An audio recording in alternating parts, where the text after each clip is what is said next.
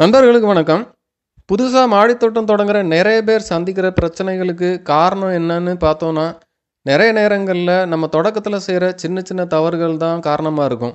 எனக்கு வர்ற கேள்விகள், நண்பர்கள் கேட்குற சந்தேகங்கள வச்சு, பொதுவா மாடித்தோட்டம் தொடங்குறவங்க செய்ற அடிப்படை தவறுகள், அத சரி செய்றது எப்படிங்கிறத இந்த வீடியோ தொடரா பார்க்கலாம். நண்பர்கள் எனக்கு அனுப்பிய சில படங்கள இந்த வீடியோல பயன்படுத்தியிருக்கேன். மற்றவர்களுக்கும் பயன்படும் அப்படின்னு குடுத்துருக்கேன். என்னடா நம்ம சந்தேகம் கேட்டத வச்சு தப்புன்னு சொல்றாரேன்னு நெனச்சுக்காதீங்க. நானும் வெறும் செம்மண்ண மட்டும் நிரப்பி க்ரோ பேக்ல செடிலாம் வச்சு தொடக்கத்துல நெறைய காமெடிலாம் பண்ணியிருக்கேன். அதனால எதையும் தப்பா எடுத்துக்க வேணாம். சரி, இப்போ ஒண்ணொண்ணா பார்க்கலாம். முதல் தவறுன்னு பார்த்தோம்னா, மாடித்தோட்டம் தொடங்குற நெறைய பேர் இந்த தவறு செய்றத பார்த்துருக்கேன். க்ரோ பேக்ல பாதி அளவுக்கு இல்ல அதுக்கும் குறைவாகவே மண் கலவைய நிரப்பி செடி வைக்கிறது.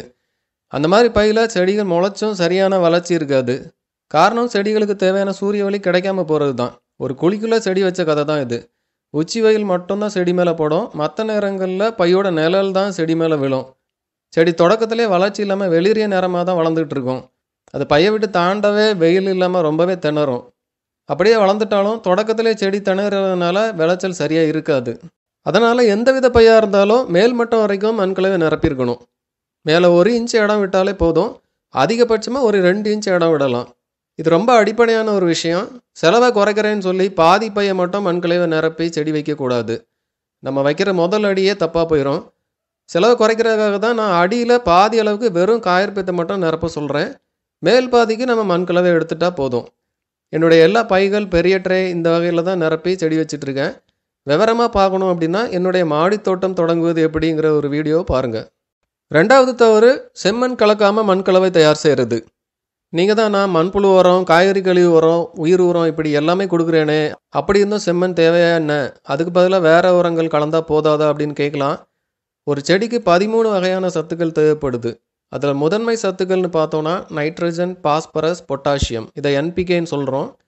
இதை தமிழில் தலைச்சத்து, மணிச்சத்து, சாம்பல் சத்துன்னு சொல்கிறோம். இந்த சத்துக்கள் தான் செடிக்கு நிறைய தேவைப்படும். நம்ம பொதுவாக பார்க்குற முக்கிய உரங்களான மண்புழு உரம், உயிர் உரங்கள் எல்லாமே இந்த 3 சத்துக்களை தான் முக்கியமாக கொடுக்கும். அதை தவிர 2ஆம் நிலை சத்துக்கள்னு பார்த்தோம் அப்படின்னா கால்சியம், மக்னீசியம், சல்ஃபர் இதெல்லாம் வரும். இது கொஞ்சம் குறைவான அளவு செடிக்கு தேவைப்படும். இதுக்கு மேலே ரொம்ப கொஞ்சமாக போரான், காப்பர், அயன் இந்த மாதிரி சில சத்துக்கள் தான் தேவைப்படும். இதை 3ஆம் நிலை சத்துக்கள்னு சொல்லுவாங்க. இந்த சத்துக்கள் ஒன்று கிடைக்கிற மாதிரி என்ன உரம் போட அப்படின்னு நீங்கள் யோசிச்சிங்கன்னா தலை சுற்றிடும். தோட்டம் போடாமல் ஒரு சயின்டிஸ்ட் ஆக வேண்டியது தான். இந்த சத்துக்கள் ஏதாவது இல்லாமல் போகும்போது செடிகள் சில பிரச்சனைகளை கொடுக்கும். இலைகள் சுருளும், நுனி வெளிரி போகும், இப்படி ஏதாவது ஒரு பிரச்சனை வரும்.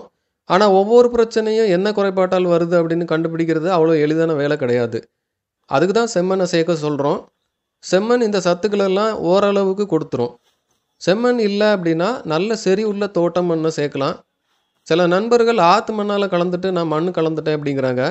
நிறைய தடவை சொல்லியிருக்கேன், ஆற்று மணலில் எந்த சத்தும் கிடையாது.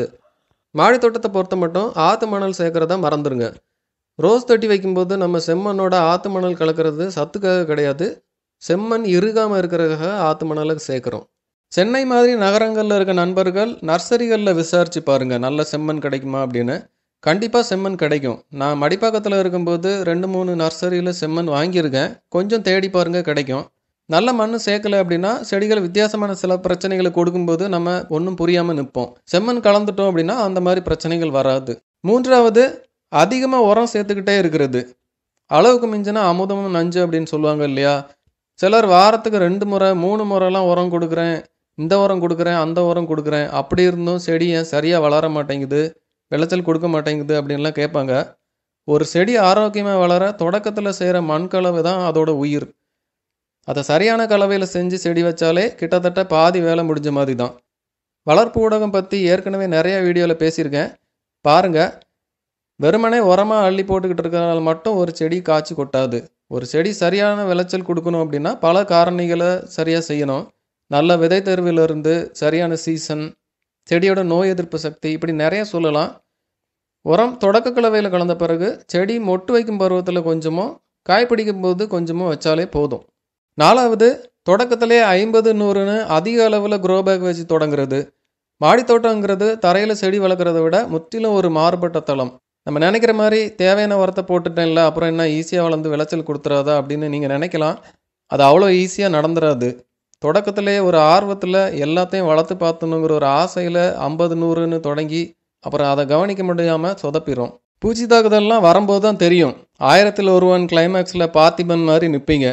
அப்புறம் இப்படைத்தலும் பெயர் என்னவோ அப்படின்னு ஆரம்பித்து இது குறித்து தாங்கள் விவரிக்கவே இல்லையே அச்சப்படுவோம் அப்படிங்கிற மாதிரி ஒரு நிலைமையில் நிற்க வச்சிரும். தோட்டம் அப்படின்னால இப்படி தான் போல அப்படிங்கிற ஒரு தவறான புரிதலும் கொண்டு வந்து விட்டுரும். தொடக்கத்திலே 10 இல்லைன்னா 15 பையை மட்டும் வச்சு கீரைகள் அடிப்படை காய்கறிகளை மட்டும் வச்சு ஆரம்பிங்க. பிறகு மெதுவாக விரிவுபடுத்திக்கிடலாம்.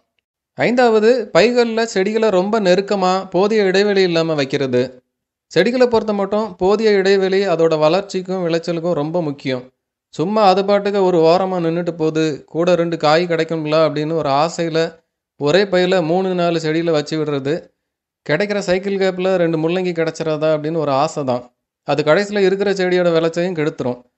செடிகள் இடம் இல்லாமல் ஒன்றோட ஒன்று இடிச்சுக்கிட்டு நின்னாலே சரியாக காய்க்காது. ஒவ்வொரு பை அளவுக்கும் இத்தனை செடி தான் வைக்கணும் அப்படின்னு ஒரு அளவு இருக்குது. அந்த கணக்குப்படி வச்சோம் அப்படின்னா விளைச்சல் நல்லாயிருக்கும். கூடவே பூச்சி தொல்லை, நோய் தாக்குதல்லாம் குறைவாக இருக்கும். என்னோடய க்ரோபேக் செலெக்ஷன் வீடியோ பாருங்கள், அதில் விவரமாக சொல்லியிருக்கேன். இன்னும் தொடக்கத்தில் நம்ம செய்கிற சில தவறுகள் இருக்குது, அதை அடுத்த வீடியோவில் பார்க்கலாம்.